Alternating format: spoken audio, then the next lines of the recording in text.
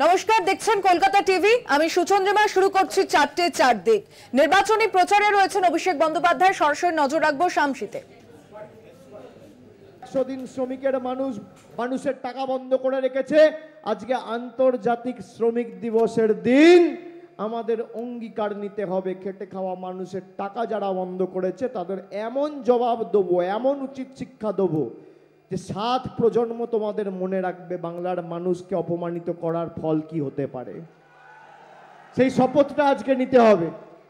তাহলে আমাদের মামাটি মানুষের মালদা উত্তরের তৃণমূল কংগ্রেস প্রার্থী, মমতা বন্দ্যোপাধ্যায়ের প্রার্থী, মানুষের প্রার্থী, সবার প্রার্থী এবং দীর্ঘদিন প্রসূনবাবু পুলিশে ছিলেন, তিনি ডিআইজিও ছিলেন, মালদার এসপিও ছিলেন।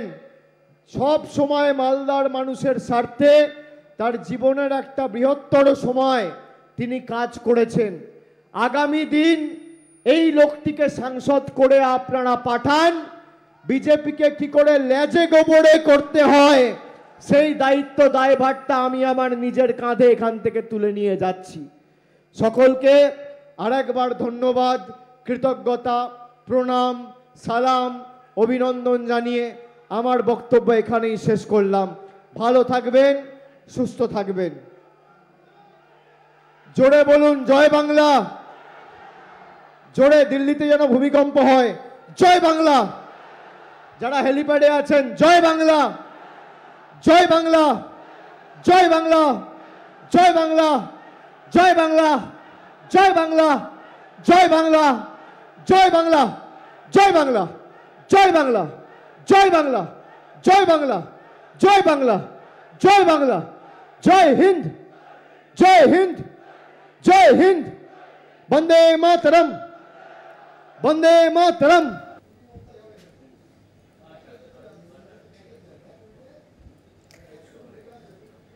চারটে চারদিকে এবার পরের যে খবরের দিকে নজর রাখবো। বিজেপি কর্মীর দ্বিতীয় দফায় ময়না তদন্ত হবে। দ্বিতীয় দফায় ময়না তদন্ত করা হবে।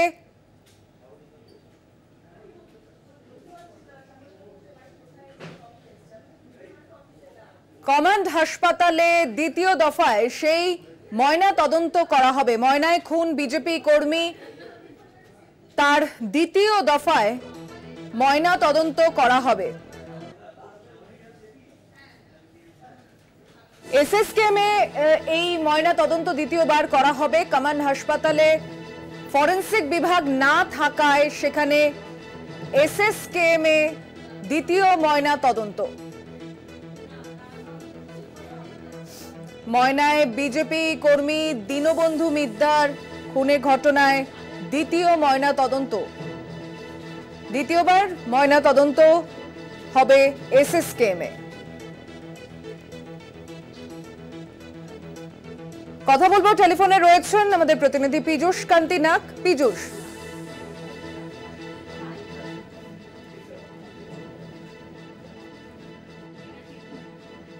কথা বলবো, টেলিফোনে রয়েছেন প্রতিনিধি পীযূষ কান্তি নাগ। পীযূষ, শোনা যাচ্ছে? হ্যাঁ। দ্বিতীয়বার ময়নাতদন্ত এসএসকেএম হাসপাতালে করা হবে, কি জানাচ্ছে এই বিষয়ে? দেখো, কলকাতা হাইকোর্টের বিচারপতি জয় সেনগুপ্তর নির্দেশ যে দীনবন্ধু মিদ্দার দ্বিতীয় ময়নাতদন্ত করতে হবে।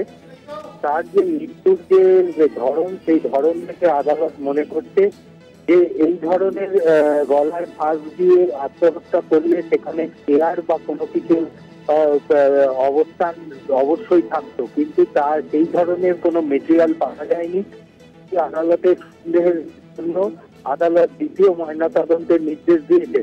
আজকে সকালে মামলার শুনানি শুরুতে কেন্দ্রীয় কোনো হাসপাতালে অর্থাৎ কমান্ড হাসপাতালে ময়নাতদন্তের প্রশ্ন উঠলে কমান্ড হাসপাতালের পক্ষ থেকে জানিয়ে দেওয়া যায় তাদের ফরেনসিক বিশেষজ্ঞ আপাতত নেই, ফলে সেই কারণের জন্যই তাদের কাছে ওখানে ময়নাতদন্ত সম্ভব নয়।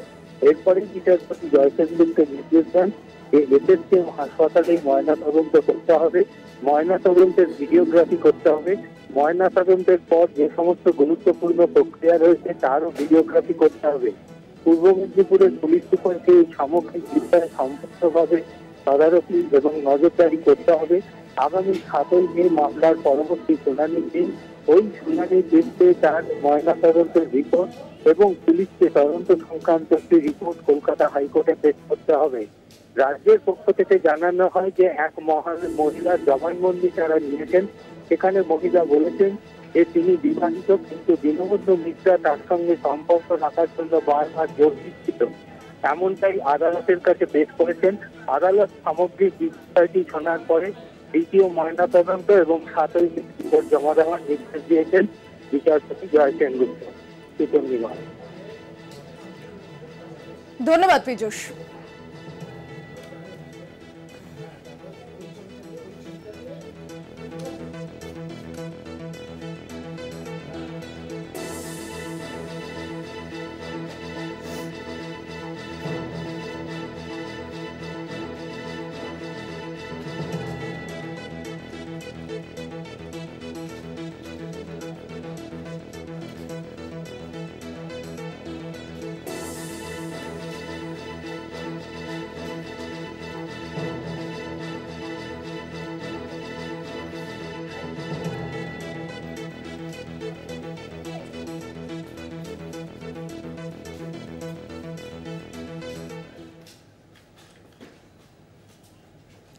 মুর্শিদাবাদের খড়গ্রামে গুলি চালানোর অভিযোগ, আতঙ্কে এলাকার বাসিন্দারা। তৃণমূল ও কংগ্রেসের মধ্যে বচসার মধ্যেই গুলি চালানোর অভিযোগ উঠছে তৃণমূলের বিরুদ্ধে।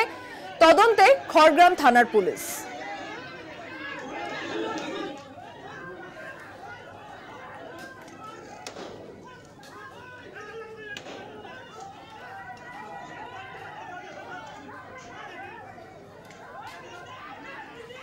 মুর্শিদাবাদের খড়গ্রামে গুলি চালানোর অভিযোগ, আতঙ্কে এলাকার বাসিন্দারা। তৃণমূল ও কংগ্রেসের মধ্যে বচসা, তার মধ্যেই গুলি চালানোর অভিযোগ উঠছে তৃণমূলের বিরুদ্ধে।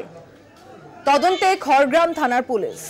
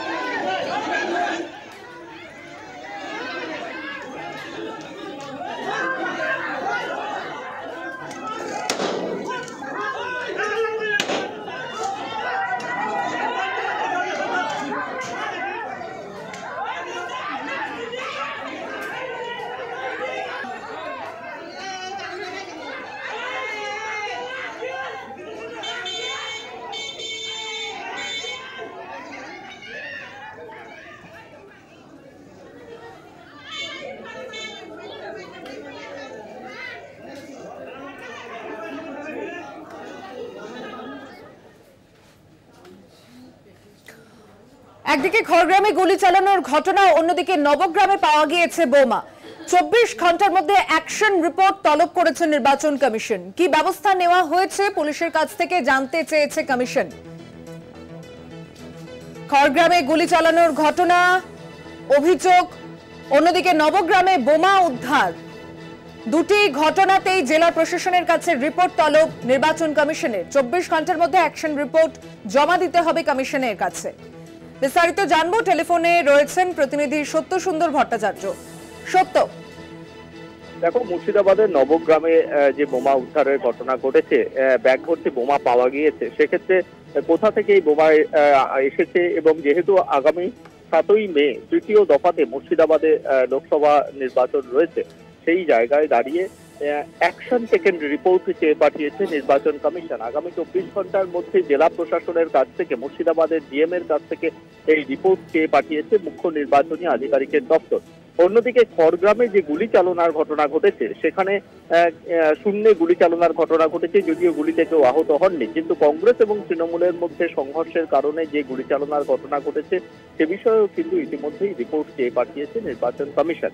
সেক্ষেত্রে মুর্শিদাবাদকে বিশেষ নজরে রাখা হয়েছে। বিশেষ এর আগেও মুর্শিদাবাদে যে বেশ কয়েকটি ক্ষেত্রে বোমা পাওয়া গিয়েছে এবং তারপরেও নবগ্রামে বোমা উদ্ধার এবং তারপরে খড়গ্রামে যে গুলি চালনার ঘটনা, এই দুটি ক্ষেত্রেই কিন্তু রিপোর্ট চেয়ে পাঠিয়েছে মুখ্য নির্বাচনী আধিকারিকের দপ্তর।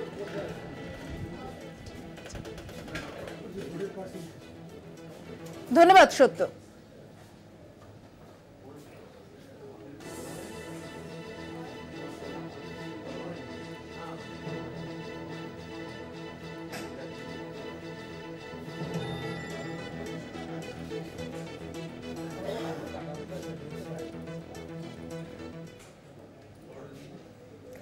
ভোটের হার বৃদ্ধি কমিশনকে নিশানা মমতার।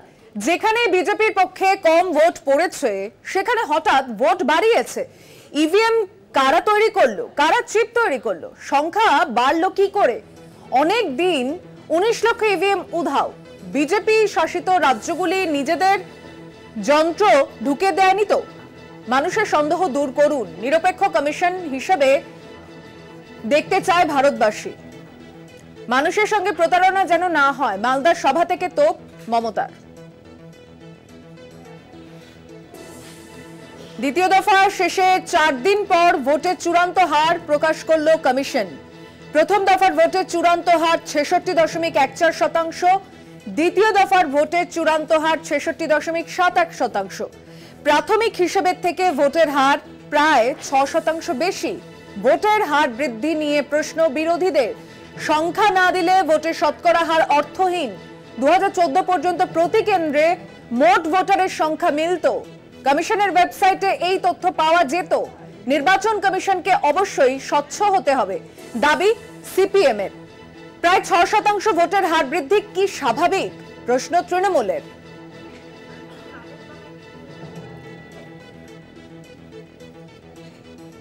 কমিশনের হার প্রকাশ নিয়ে বিরোধীদের এই মন্তব্যের পরেই পার্সেন্টেজ নিয়ে সরব তৃণমূল কংগ্রেস। মালদার সভা থেকে মুখ্যমন্ত্রী মমতা বন্দ্যোপাধ্যায় কমিশনকে নিশানা করে বলেছেন, যেখানে বিজেপির পক্ষে কম ভোট পড়েছে সেখানে হঠাৎ ভোট বাড়িয়েছে। ইভিএম কারা তৈরি করলো, কারা চিপ তৈরি করলো, সংখ্যা বাড়লো কি করে? অনেক জায়গায় 19 লক্ষ ইভিএম উধাও। বিজেপি শাসিত রাজ্যগুলি নিজেদের যন্ত্র ঢুকিয়ে দেয়নি তো? মানুষের সন্দেহ দূর করুন, নিরপেক্ষ কমিশন হিসেবে দেখতে চায় ভারতবাসী।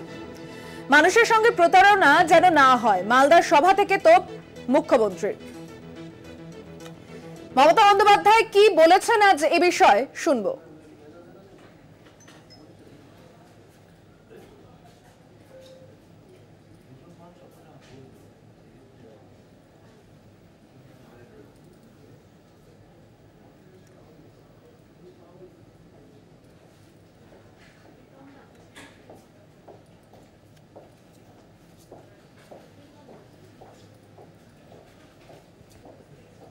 সংখ্যা বাড়লো কি করে? হঠাৎ রকেট ভোটের হার বৃদ্ধি নিয়ে কমিশনকে নিশানা মমতা বন্দ্যোপাধ্যায়ের। যেখানে বিজেপির পক্ষে কম ভোট পড়েছে সেখানে হঠাৎ ভোট বাড়িয়েছে, তা নিয়ে তিনি প্রশ্ন তুলেছেন। ইভিএম কারা তৈরি করলো, কারা চিপ তৈরি করলো, সংখ্যা বাড়লো কি করে? 19 লক্ষ ইভিএম উধাও, তা সত্ত্বেও বিজেপি শাসিত রাজ্যগুলি নিজেদের যন্ত্র ঢুকিয়ে দেয়নি তো?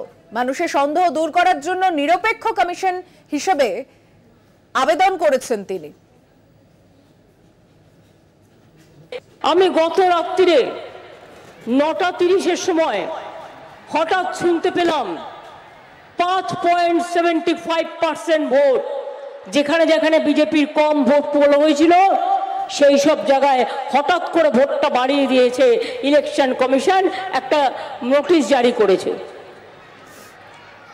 আমি বলবো, নাগরিকদের সন্দেহ দূর করবার জন্য ইভিএম মেশিন কারা তৈরি করেছে, ইভিএম মেশিনের চিপ কারা তৈরি করেছে, এই সংখ্যাটা বাড়লো কি করে? ফার্স্ট ফেজে কি ছিল, সেকেন্ড ফেজে কি ছিল, কত ভোটার ছিল, কত মেশিন ইউজ হয়েছিল, সেটা আমরা জানতে চাই। হঠাৎ করে বেড়ে যাওয়া মানে এটা তো নয়। প্রায় 19 লক্ষর মতো ভোটার মেশিন মিসিং আছে অনেক দিন ধরে, যে বিজেপি শাসিত রাজ্যগুলো নিজের ইচ্ছা মতো লোকের ভোট পাল্টে দিয়ে নিজেদের মেশিন ঢুকিয়ে দিচ্ছেন। এটা আমার সন্দেহ। এই সন্দেহটা যাতে মানুষের মধ্যে না হয় সেই জন্য ইলেকশন কমিশনকে আমরা বলবো, মানুষের সন্দেহটা দূর করুন। বিজেপি কমিশন হয়ে বসে থেকে কোনো লাভ নেই। আপনাকে নিরপেক্ষ কমিশন হিসাবে কাজ করা দেখতে চায় ভারতবর্ষের জনগণ, এবং তাই আসল শক্তিটা কি এটা আপনাদের জানাতে হবে মানুষকে। মানুষ জানতে চায়, যেন প্রতারণা মানুষের সাথে না করা হয়, এটা মানুষ জানতে চায়। ইলেকশনেও চিটিং,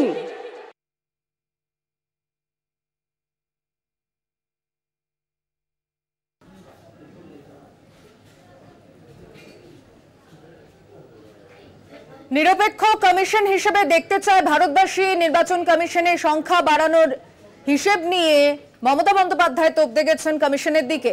বিষয়টি নিয়ে আলোচনা করব। আমার সঙ্গে নিউজ রুমে রয়েছেন আমাদের পলিটিক্যাল এডিটর আশিস চট্টোপাধ্যায়। আশিস দা, কমিশনের এই হার বৃদ্ধি নিয়ে কোথাও বিরোধীরা আবারও এক জায়গায়, বিরোধীদের তোপ দাগার পরেই মমতা বন্দ্যোপাধ্যায় এক সুরে সুর মিলিয়েছেন, কিন্তু বিষয়টা হচ্ছে যে দ্বিতীয় দফার পরে 4 দিন পরে 6% বেশি, এটা কতটা স্বাভাবিক বলে মনে হয় আপনার? দেখুন, প্রথম দফা হয়েছিল 19 তারিখে, তারপরে কোনো তথ্য প্রকাশ করা হয়নি। দ্বিতীয় দফা হয়েছিল 26 তারিখে, তারপরে কোনো তথ্য প্রকাশ করা হয়নি অফিসিয়ালি। 30 তারিখ সন্ধ্যের দিকে প্রথম দফা এবং দ্বিতীয় দফা দুটি দফারই ফলাফল, অর্থাৎ কত শতাংশ ভোট পড়েছে সেই তথ্য নির্বাচন কমিশন প্রকাশ করেছে, এবং তাতে দেখা যাচ্ছে যে প্রায় 66% ভোট পড়েছে। ওভারঅল 66% ভোট পড়েছে।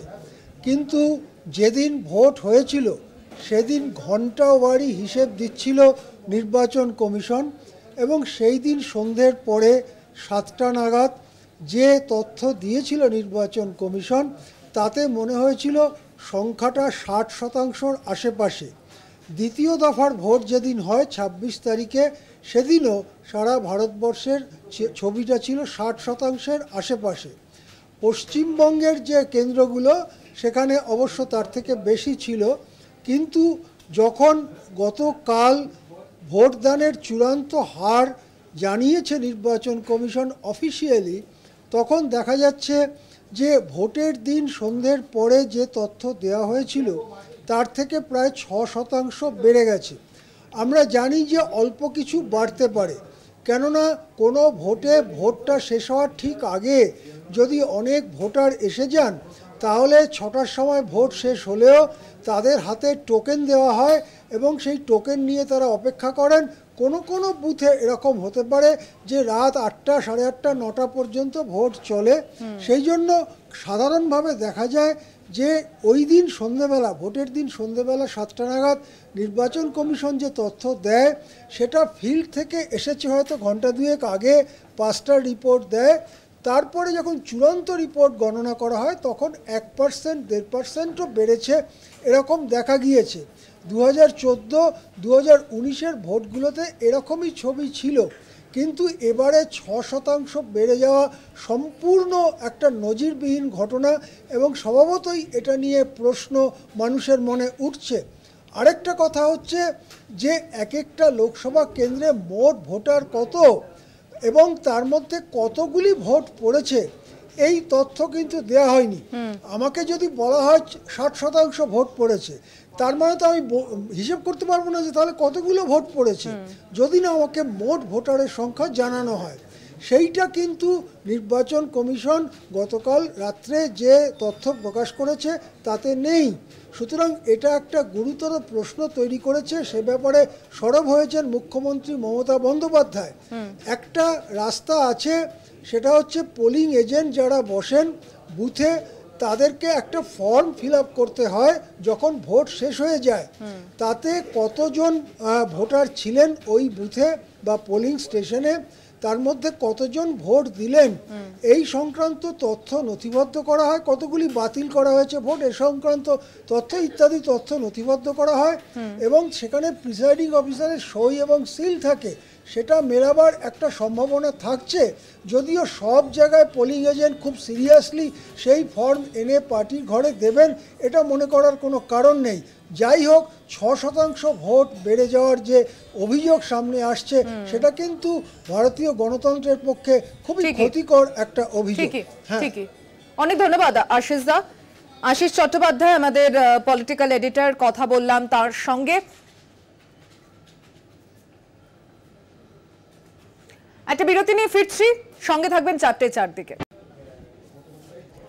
ফিরে এলাম বিরতির পর। মালদার সভা থেকে বিজেপিকে নিশানা মমতা বন্দ্যোপাধ্যায়।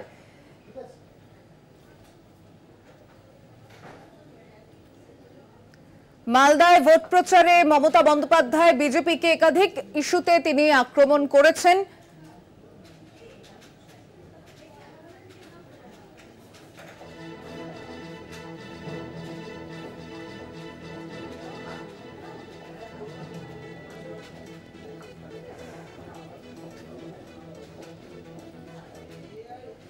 বাংলা দুয়োরানি, বিজেপি সুয়োরানি। মালদার সভা থেকে নিশানা মমতার। বাংলা সংখ্যালঘু তফসিলি মানুষজনের সংখ্যা বেশি।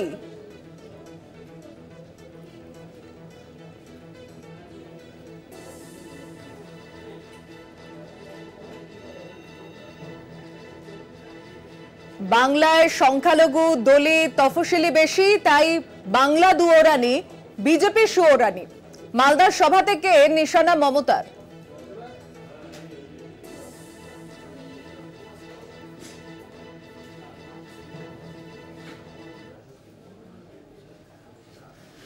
বাংলা ওদের কাছে দুয়োরানি, বিজেপি নাকি সুয়োরানি, আর বাংলা হচ্ছে দুয়োরানি। তার কারণ বাংলায় সংখ্যালঘুরা বেশি থাকে, বাংলায় ওবিসিরা বেশি থাকে, বাংলায় তপশিলীরা বেশি থাকে, বাংলায় আদিবাসীরা বেশি থাকে, বাংলায় সাধারণ নাগরিকরা বেশি থাকে। আর বাংলার প্রতিভাকে স্যালুট না জানিয়ে অলওয়েজ জেলাসি করে।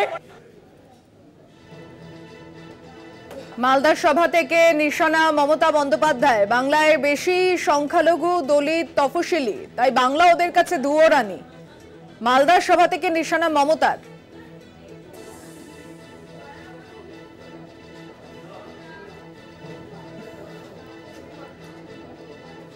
বাংলায় সংখ্যালঘু দলিত তফসিলি বেশি, তাই বাংলা ওদের কাছে দুয়োরানি। মালদার সভা থেকে নিশানা মমতার। বাংলা দুয়োরানি, বিজেপি সুয়োরানি। মালদার সভা থেকে নিশানা মমতা বন্দ্যোপাধ্যায়ের। আমরা এই প্রসঙ্গে তিনি কি বলেছেন আরো একবার শুনবো। সাধারণ না, বাংলা ওদের কাছে দুয়োরানি, বিজেপি নাকি সুয়োরানি, আর বাংলা হচ্ছে দুয়োরানি। তার কারণ বাংলায় সংখ্যালঘুরা বেশি থাকে, বাংলায় ওবিসিরা বেশি থাকে, বাংলায় তপশিলীরা বেশি থাকে, বাংলায় আদিবাসীরা বেশি থাকে, বাংলায় সাধারণ নাগরিকরা বেশি থাকে। আর বাংলার প্রতিভাকে স্যালুট না জানিয়ে অলওয়েজ জেলাসি করে। বাংলায় সংখ্যালঘু দলিত তফসিলি বেশি, তাই বাংলা ওদের কাছে দুয়োরানি। বিজেপির মেরুকরণ রাজনীতির পাল্টা আক্রমণ মমতা বন্দ্যোপাধ্যায়। অন্যদিকে আজ মালদা সভা থেকেই ভোটের হার বৃদ্ধি নিয়েও কমিশনকে নিশানা করেন মমতা বন্দ্যোপাধ্যায়।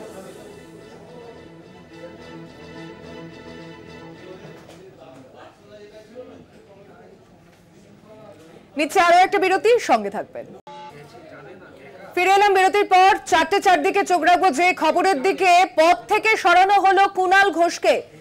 তৃণমূল কংগ্রেস পদক্ষেপ নিয়েছে কুণাল ঘোষের বিরুদ্ধে। দলের গুরুত্বপূর্ণ পদ হারালেন কুণাল ঘোষ। সাধারণ সম্পাদকের পদ থেকে সরানো হলো কুণাল ঘোষকে। কথা বলবো, টেলিফোনে রয়েছেন আমাদের বিশেষ প্রতিনিধি দেবজ্যোতি ঘোষ। দেবজ্যোতি, দেখো, এই মুহূর্তে সবচেয়ে বড় খবর, কুণাল ঘোষকে সাধারণ সম্পাদকের পদ থেকে সরানো হলো। বেশ কয়েকদিন ধরেই বেশ কিছু অভিযোগ উঠছিল। গত কয়েকদিন আগে ঘাটালের সাংসদ দেবের সম্বন্ধে যে মন্তব্য করেছিলেন, তারপরেই কিন্তু দলের পক্ষ থেকে তাকে সতর্ক করা হয়েছিল। তারপরেও আজকে যেভাবে তাপস রায়ের সঙ্গে একই মঞ্চ শেয়ার করলেন, যখন উত্তর কলকাতার নির্বাচন আর কয়েকদিন পরে রয়েছে, সেই সময় বিজেপি প্রার্থীর সঙ্গে মঞ্চ শেয়ার এবং সেখানে বেশ কিছু মন্তব্য তিনি করেছেন এবং সেখানে তিনি সাধারণের মধ্যেই বক্তব্য রাখেন। সেখানে তিনি বলেন যে এবারের লোকসভা নির্বাচনে যাতে উত্তর কলকাতায় কোনো ছাপ্পা ভোট না হয়, এবং তারপরেই কিন্তু দলের পক্ষ থেকে তার সাধারণ সম্পাদকের পদটিও কেড়ে নেওয়া হলো। এর আগে তার মুখপাত্রের পদ থেকে তাকে সরানো হয়েছিল, আজ তাকে তার যে সাধারণ সম্পাদক পদ সেই পদ থেকেও তাকে সরানো হয়েছে, এবং তাকে কিভাবে কাজে লাগানো হবে এখনো পর্যন্ত দলের পক্ষ থেকে বলা হয়নি। তবে বেশ কয়েকদিন ধরে জল্পনা চলছিল, তাকে মুখপাত্রের পদ থেকে তৃণমূল নেত্রী মমতা বন্দ্যোপাধ্যায় সরিয়েছিলেন, এবং এই মুহূর্তে কিন্তু তাকে তার যে একমাত্র পদ ছিল দলের সাধারণ সম্পাদক সেই পদ থেকেও তাকে সরিয়ে দেওয়া হয়েছে। সুচন্দ্রিমা। দেবজ্যোতি, তাহলে এই সিদ্ধান্ত নিতে এত দেরি হলো কেন? এর আগেও যখন তাপস রায় ছেড়ে দেওয়ার পর তিনি মধ্যস্থতা করতে গিয়েছিলেন, দল তো তখনও এই সিদ্ধান্ত নিতে পারতো, ভোটের মুখে কেন? দেখো, গত কয়েকদিন আগে ঘাটালের সাংসদ সম্বন্ধে যে মন্তব্য করেছিলেন তারপরে কিন্তু দলের পক্ষ থেকে সতর্ক করা হয়েছিল, এবং আজকে যেভাবে উত্তর কলকাতায় একটি রক্তদান শিবিরে বাণী সংঘের একটি রক্তদান শিবিরে তিনি যে তাপস রায়ের সঙ্গে তিনি মঞ্চ শেয়ার করেছিলেন এবং তাপস রায়ের সম্বন্ধে ভূয়সী প্রশংসা করেছিলেন, তারপরে কিন্তু ছাপ্পা ভোট নিয়েও তিনি বেশ কিছু মন্তব্য করেন।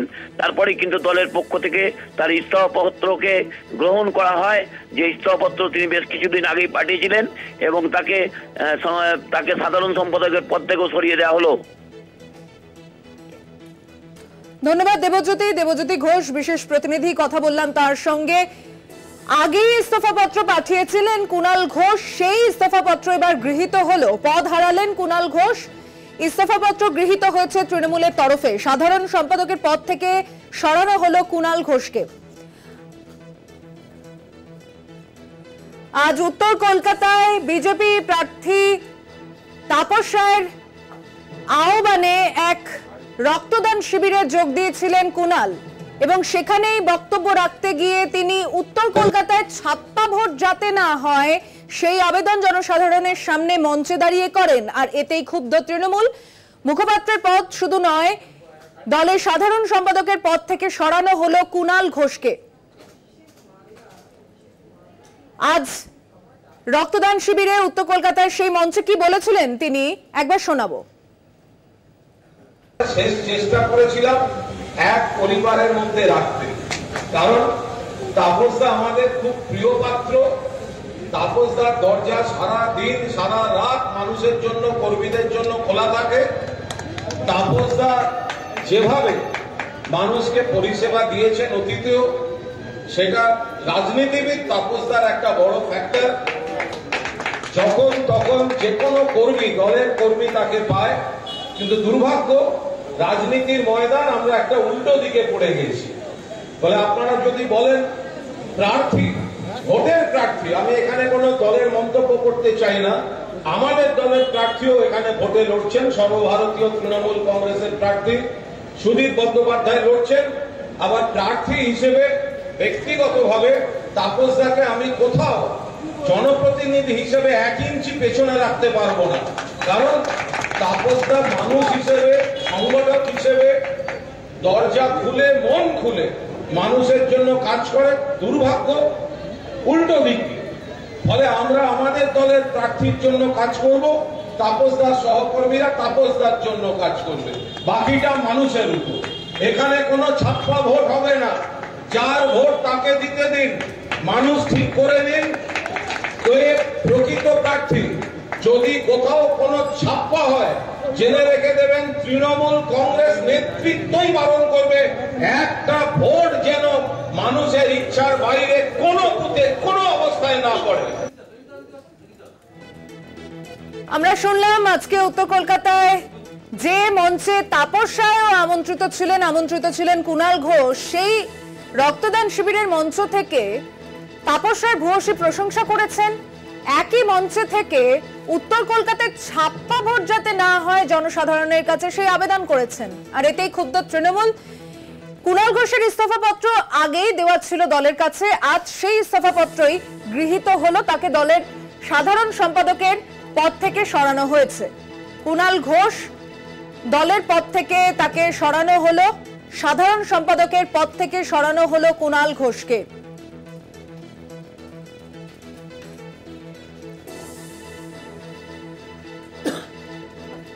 বিষয়টি নিয়ে কথা বলবো, আমাদের সঙ্গে আমার সঙ্গে নিউজ রুমে রয়েছেন আমাদের বিশেষ প্রতিনিধি দেবজ্যোতি ঘোষ। দেবজ্যোতি, ঠিক ভোটের আগে একই মঞ্চে দুজন এবং পুরনো সহকর্মী হলেও তারা এই ভূয়সী প্রশংসা মানুষের কাছে ছাপ্পা ভোট প্রসঙ্গে কথা বলতে গেলেন কেন কুণাল ঘোষ? দলের মুখপাত্র শুধু নয়, সাধারণ সম্পাদক হিসেবে দলের ভাবমূর্তি নষ্ট করেছেন, পদ থেকে সরানো হয়েছে। তৃণমূল উচ্চ নেতৃত্বের তরফ থেকে কি প্রতিক্রিয়া?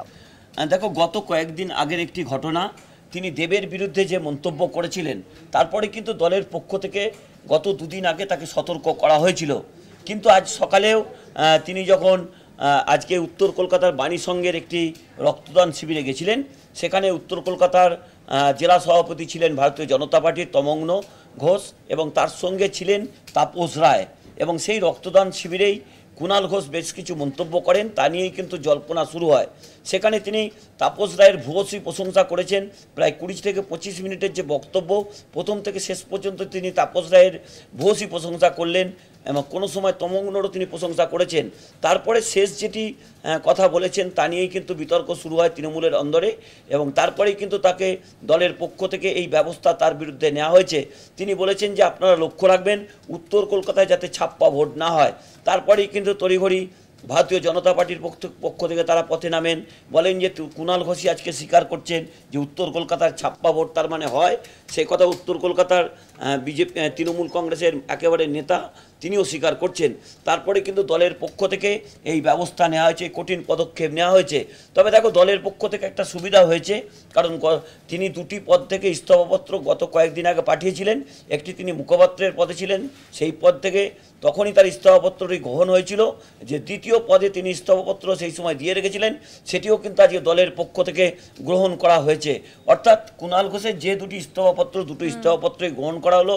অর্থাৎ এই মুহূর্তে তৃণমূল কংগ্রেসের একজন সাধারণ কর্মী ছাড়া আর কুণাল ঘোষের কোনো দলীয় পদ রইল না। সুচন্দ্রিমা, শুধুমাত্র তাপস রায়ের প্রশংসা নয় দেবজ্যোতি, আমরা যেটা শুনতে পেলাম যে এই ছাপ্পা ভোট প্রসঙ্গে তিনি উত্তর কলকাতায় দাঁড়িয়ে সেখানে সুদীপ বন্দ্যোপাধ্যায়কে খোঁচা যেমন মেরেছেন, এই যে অনুষ্ঠানে দুজনকেই আমন্ত্রণ জানানো হয়েছিল, সেখানে সুদীপ বন্দ্যোপাধ্যায়কে কেন ডাকা হয়নি এই প্রসঙ্গে তিনি জনসংযোগ নেই বলে সুদীপ বন্দ্যোপাধ্যায়কে খোঁচা দিয়েছেন। এখনো পর্যন্ত সুদীপ বাবুর কাছ থেকে কোনো প্রতিক্রিয়া নিয়ে? দেখো, সুদীপ বন্দ্যোপাধ্যায় এখনও কিছু এ নিয়ে বলতে চাননি। তবে যেভাবে আজকে কুণাল ঘোষ বক্তব্য রেখেছেন, প্রায় 14 থেকে 15 মিনিট যেভাবে তিনি ঘোষী প্রশংসা করেছেন, সুদীপ বন্দ্যোপাধ্যায়ের নাম কিন্তু কুণাল ঘোষ বলেননি। কিন্তু তার যে লক্ষ্য সুদীপ বন্দ্যোপাধ্যায় ছিল, তার কিন্তু বক্তব্যে বেশ কয়েকটা জায়গাতে পরিষ্কার হয়েছে। এবং যেভাবে তাপস রায় তিনি ভূয়সী প্রশংসা করছেন, যেহেতু অপোজিট রাজনীতির একটি জায়গায় রয়েছেন, তিনি তৃণমূল কংগ্রেসের নেতা, যেভাবে একেবারে তাপস রায় উত্তর কলকাতার জেলা সভাপতি তমগ্ন ঘোষকে সামনে নিয়ে যেভাবে তিনি তাপস রায়ের প্রশংসা করলেন, এবং ছাপ্পা ভোট প্রসঙ্গেও বললেন যে ছাপ্পা ভোট যদি রুখে দেওয়া যায় তাহলে কিন্তু নির্বাচনের ফলাফল একটু অন্যরকম হতে পারে বলে কুণাল ঘোষ যে বক্তব্য রেখেছেন তা নিয়েই কিন্তু প্রশ্ন উঠতে শুরু করেছে। এবং ছাপ্পা ভোট সাধারণ মানুষকে আটকানোর কথাও বলেছেন। অর্থাৎ রক্তদান শিবিরে যে এই মন্তব্য নিয়ে কিন্তু বেশ জল্পনা শুরু হয়েছিল। তৃণমূল কংগ্রেসের কাছে কাজটা আরও সুবিধা হলো, কারণ যেহেতু তার ইস্তফাপত্র আগে দেওয়া হয়েছিল এবং সেই দুটো ইস্তফাপত্র ইতিমধ্যেই গ্রহণের কথা কিন্তু দলের পক্ষ থেকেও জানিয়ে দেওয়া হয়েছে। তবে সুদীপ বন্দ্যোপাধ্যায় এই নিয়ে কিন্তু কোনো মন্তব্য করতে চাননি। কিছুক্ষণ আগে তার সঙ্গে টেলিফোনে যোগাযোগ করা হলে তিনি বলেন এ নিয়ে দল যা সিদ্ধান্ত নিচ্ছেন সেটাই তার সিদ্ধান্ত, এ নিয়ে তিনি যেহেতু নির্বাচন রয়েছে এ নিয়ে তিনি কোনো মন্তব্য করবেন না। একেবারেই অনেক ধন্যবাদ দেবজ্যোতি ঘোষ আমাদের বিশেষ প্রতিনিধি, কথা বললাম তার সঙ্গে। একটা ছোট্ট বিরতি নিয়ে ফিরছি এক্ষুনি 4:04 দিকে, সঙ্গে থাকবে। ফিরে এলাম বিরতির পর। ভোট প্রচারে বহরমপুরে মমতা বন্দ্যোপাধ্যায়। মেধাশ্রী, যজ্ঞশ্রী থেকে শুরু করে লক্ষ্মীর ভাণ্ডার থেকে শুরু করে বিনা পয়সায় রেশন থেকে শুরু করে স্বাস্থ্যসাথী থেকে শুরু করে 10 লক্ষ টাকার স্মার্ট কার্ড থেকে শুরু করে কোনটা করিনি? যা বলেছি মানুষের কাছে প্রত্যেকটা করেছি। আজকে মে দিবস বলে বলছি, ভোট দেবেন এদের। যখন 100 দিনের কাজে মাইনে পাচ্ছিল না গরিব মজদুরগুলো, যারা শ্রম দেয়, শ্রম দান করে। আমি যখন ক্লাস 5-এ পড়তাম তখন একটা কবিতা লিখেছিলাম নজরুল ইসলামের একটা কবিতাকে অনুকরণ করে। তার 4টে লাইন ছিল, এই পৃথিবীর অসহায় তব অবহেলিত সন্তান মাগে প্রতিকার সহায়তা করো আদি পিতা ভগবান। সম্বলহীন দরিদ্র যারা, আপনজন নেই কো যাদের, অর্থ যাদের আকাশ কুসুম, সমাজে কেউ নেই কি তাদের? তেলা মাথায় তেল যে না দেয়, অন্যায় যে করে না কবু, অপ্রিয় হলেও সত্য বলে যে সেই তো তোমার প্রাণের প্রভু। এই পৃথিবীর বিপদে আপদে ঘূর্ণি জঞ্জায় যাদের স্থান, যাদের তাজা রক্ত করেছে সুখী সমাজের গড়তে প্রাণ, তারাও আজকে সমাজের নিচে সুখের ভাগী অন্য হয়। দুঃখ তারা সহিবে কেবল সুখের জন্য, তারা কি নয়? এ যে তোমার কেমন বিচার, কেমন তোমার নয়া বিধান, মাগে প্রতিকার সহায়তা করো আদি পিতা ভগবান। আজকে মে দিবসে আমি 100 দিনের কাজের যারা জব কার্ড হোল্ডার, যারা বিড়ি শ্রমিক, যারা বাড়ি তৈরি করে, যারা রাস্তা তৈরি করে, যারা পুকুর কাটে, যারা বন জঙ্গল সাফ করে, যারা মানুষকে জল পৌঁছায়, যারা মানুষের বিপদে আপদে পাশে থাকে, আমি তাদের সকলকেই, শ্রমজীবী মানুষ সকলকেই আমার অন্তরের অভিনন্দন জানাবার জন্য এই কবিতাটুকু বললাম, আমার নিজের বেদনা দিয়ে, আমার নিজের উপলব্ধি দিয়ে। আগামী নির্বাচনে ভোটটা দেবেন তৃণমূলকে। কি মা লক্ষ্মীরা, ভাজপা মানে বিজেপি। একটা শাক যদি পচে যায়, ওই পচা শাকে অন্য পাও কেটে যায়। পচা শাক রাখতে নেই। বিজেপির মতো একটা পচা শাক, অর্থাৎ পচা রাজনৈতিক দল, মিথ্যেবাদী রাজনৈতিক দল, জুলুমবাজি মিথ্যেবাদী রাজনৈতিক দল, একটা ভাওতাবাজি রাজনৈতিক দল, যারা মিথ্যে কথা ছাড়া একটা সত্য কথা বলে না, তাদের আপনারা চান আবার ক্ষমতায় আসুক? যদি চান মোদিকে বিদায়, যদি চান ইন্ডিয়াকে ক্ষমতায় দেখতে, তাহলে মনে রাখবেন তৃণমূল কংগ্রেসই পারে লড়াই করে সবাইকে এক করে ভারতবর্ষে নতুন একটা সরকার মানুষকে উপহার দিতে। আমরা এনআরসি করতে দিইনি, দেব না। ক্যা করতে দিইনি, দেব না। ইউনিফর্ম সিভিল কোড করতে দিইনি, দেব না। আমার সাথে রোজ ঝগড়া করে, বলে দেখিয়ে দেবো, আমরা গ্যাচকলা করবে আমার। দেখিয়ে আবার কি দেবে? বড় জোরে গলাটাকে কেটে দিতে পারো, আর তো কিছু করতে পারো না। সিপিএমের আমলেও অনেক মার খেয়েছি, আর তোমাদের এই 10 বছর ধরে তোমরা আমাদের কম জ্বালাওনি, কম টাকা বেঙ্গলের বন্ধ করে দিয়েছ। এক হাতে তালি বাজে না। আমরা লড়াই করার মানসিকতা রাখি, আমরা লড়তে জানি, আমরা গড়তে জানি, আমরা করতে জানি, আমরা মরতে জানি। তাই মোদিবাবু, তোমাকে আমরা ভয় পাই না। তুমি ভারতবর্ষটাকে আজকে গণতন্ত্রের জেল বানিয়ে দিয়েছ, সব নেতাদের জেলে পুরে দিয়েছ। ইলেকশন কমিশন, আমার মাথায় থাক, মহাগুরু আমাদের, বিশ্বগুরুকে সমর্থন দেওয়ার জন্য স্পিকটি নোট করে বসে আছেন। আপনাকে অনেক স্যালুট, হিজ মাস্টার ভয়েস সাহেব। ফার্স্ট ফেজে একটা হিসেব দিলেন, সেকেন্ড ফেজে একটা হিসেব দিলেন, আর গতকাল রাতে হঠাৎ করে 5.75% ভোট জাম্প দেখিয়ে দিলেন। তার মানে জেনে রাখুন, অনেক রাজ্যগুলো যা নজরে রাখে না, আমরা রাখি। সব রাজ্যগুলোকে, may I request all the opposition parties and the state parties belongs to all the states, please take care about your EVM machine and please take care about your counting center, because 19 lakhs EVM machine are missing so long. আমি এটা ইংরেজিতে বললাম এই কারণে, যাতে সবাই জানতে পারে, সারা দেশের লোক। What BJP has started? They can change the EVM machine. Gujarat is their state. In our state, central force is there. In the name of central force, they are torturing. But I am not against of central force. हमें शुद्ध तादेर request करो, आपका बहुत दिन चक्री है, आप देख लीजिए, बीजेपी नहीं आएगा, नहीं आएगा, नहीं आएगा, वो जो बोलेगा, उसका बात ध्यान मत दीजिए, आप आपका काम कीजिए। हमें सवाई के बोलो, बीजेपी की कोर्सी जानें? बीजेपी क्या कर रहा है देश भर? ईवीएम मशीन पलटा रहा है, पलटा रहा है। हमें अच्छा हिंदी नहीं आता, लेकिन तब भी सबको सतर्क करने के लिए मैं कहने चाहूंगी, देशवासी को, हर पॉलिटिकल पार्टी को याद रखना, जिसको वोट हो गया, जिसको आने वाला दिन वोट है, जो 19 लाख मशीन मिसिंग है, जो हम लोगों को बहुत दिन से पता है, आज तक कोई रिप्लाई नहीं मिला। वो मशीन कहाँ गया? वो मशीन बीजेपी अभी इस्तेमाल कर रहा है, ओरिजिनल मशीन को चेंज करके। मेरे को डाउट है हर जनता का माफिक।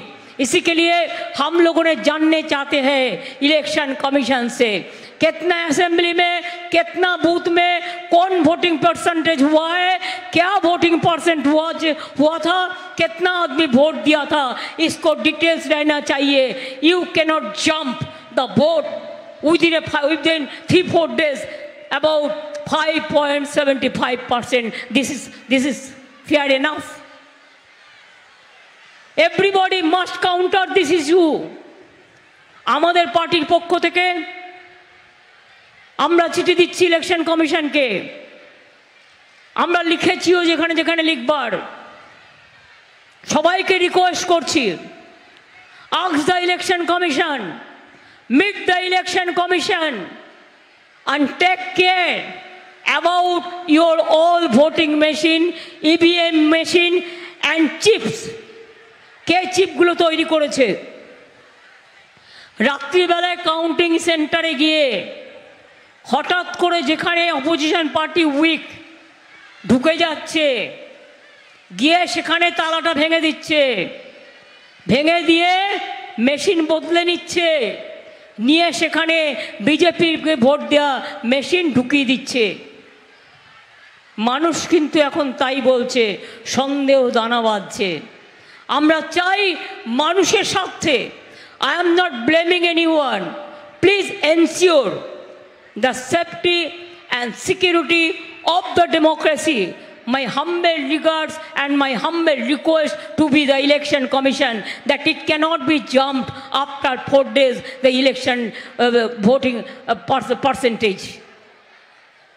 Everybody is now questioning. So please reply this question to the people. And please see, I will request you 7 page in the name of 7 page election. কত গরম একবার নিজেরা দেখে যান। আমি বলবো বেলা 12টা থেকে 1টা পর্যন্ত বাংলার যে প্রান্তগুলোতে এখনো ইলেকশন হয়নি, একটু 1 ঘন্টার নিচে দাঁড়িয়ে থাকুন তো, রোদ্দুরের মধ্যে দাঁড়িয়ে থাকতে পারেন কি না, তারপরে বুঝবেন বাংলার মানুষের মনের কত জোর, মায়ের কত জোর, ভাইয়ের কত জোর, বোনের কত জোর। আপনারা তো নির্বাচনী ঘণ্ট প্রকাশ করে দিলেই খালাস। 7 ফেজে ইলেকশন, 1 জুন পর্যন্ত ইলেকশন। আপনাদের তো বাইরে বেরোতে হয় না, রোদ্দুরে ঘুরতে হয় না, কষ্ট করতে হয় না, ভোটের লাইন দিতে হয় না। মানুষের কষ্ট আপনারা বুঝবেন কি করে? বিজেপি যা বলে এরা তাই করে, তোতা পাখির বুলি আউড়িয়ে যায়। আর একটা হয়েছে আপনাদের এখানকার পাঠান, যার বিরুদ্ধে দাঁড়িয়েছে। আমি পাঠানকে নিয়ে এসেছি অনেক বড় মুখ করে, মনে রাখবেন, যাতে আপনারা পাঠানকে জেতান। আর না জেতালে আবার বিজেপির আর একটা গদ্দার তৈরি করবেন। আর কি বিজেপির গদ্দার চান? বদলাতে চান তো এবার বদলান, এবার পাল্টান। যদি এনআরসি না চান, যদি কে না চান, যদি ইউনিফর্ম সিভিল কোড না চান, জিনিসের দাম আগুন ছোঁয়া, মেডিসিনের দাম আগুন ছোঁয়া, বেকারদের চাকরি নেই, ভারতবর্ষ জ্বলছে, বিজেপি হাসছে, ভারতবর্ষ জ্বলছে, বিজেপি মজা করছে, ভারতবর্ষে জিনিসপত্রের দাম বাড়ছে আর ভাত পা পকেট পুড়ছে, লুট করছে লুটেরা বাহিনী। দেবো আমরা বিনা পয়সায় চাল, 1000 টাকার গ্যাসে ফুটবে বিনা পয়সার চাল। ও বাহবা নন্দলাল, নরেন্দ্রনাথ মোদী শুধু মিথ্যে কথা। সবার ঘরে গ্যাস চলে যাবে, সবার ঘরে উনি জল দিচ্ছেন, সবাইকে উনি খাওয়া দাওয়া দিচ্ছেন, সবাইকে উনি সব করে দিচ্ছেন। 10 বছর আগে বলেছিল 15 লাখ টাকা করে দেবে, বলেছিল। আজ পর্যন্ত একটাও কথা রেখেছে? সব মিথ্যে কথা। 15 লক্ষ টাকা দিয়ে বলেছিল, 5 লক্ষ দিয়েছে, 50,000 দিয়েছে, কোনোদিন দেবেও না। সবাইকে নাকি উনি 100 দিনের কাজ দেবেন। 3 বছর ধরে 100 দিনের কাজে 10 বছর আমরা প্রথম হওয়া সত্ত্বেও বাংলা মজদুরগুলোকে টাকা দিল না। করেছে তোমার খাওয়া নিয়ে? তুমি কেন, তোমার সরকার যেখানে যেখানে আছে, রাজস্থানে মাংসের দোকান বন্ধ, মধ্যপ্রদেশে মাংসের দোকান বন্ধ, উত্তরপ্রদেশেও বন্ধ, মাংস খাওয়া যাবে না, মাছ খাওয়া যাবে না, ডিম খাওয়া যাবে না। তো মানুষ কি খেয়ে থাকবে? হাট্টি মাটিম টিম।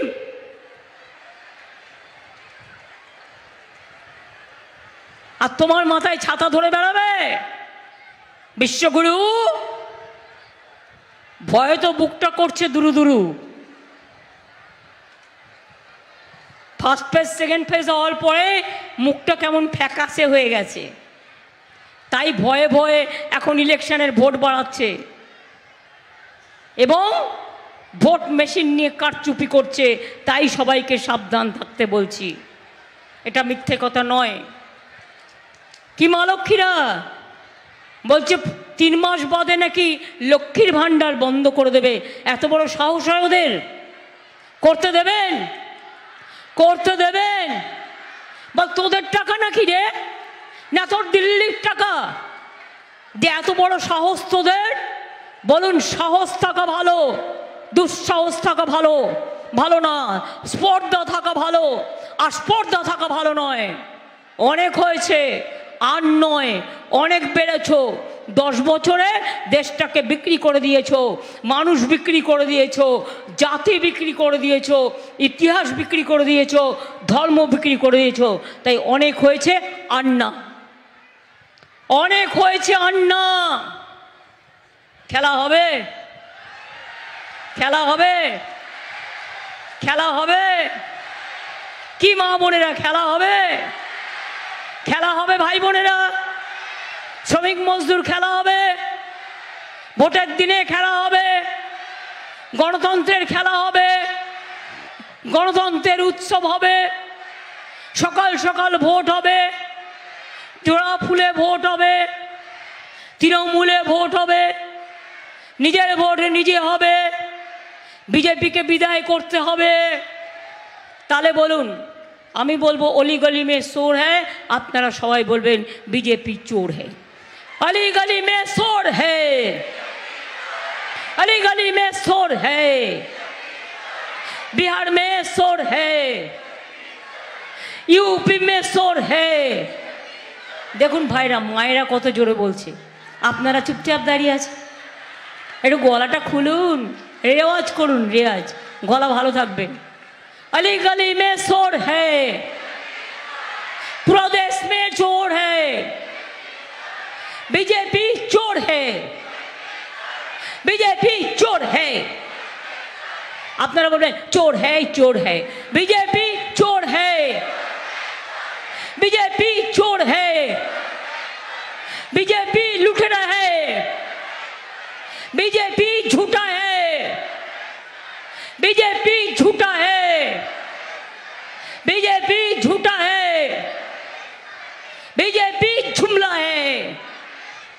বিজেপি ঝুমলা হে। এবার তাহলে বিজেপিকে বিদায় দেবার পালা। তৈরি হও মা বোনেরা, তৈরি হও ভাই বোনেরা। লক্ষ্মীর ভাণ্ডার বলে যাই,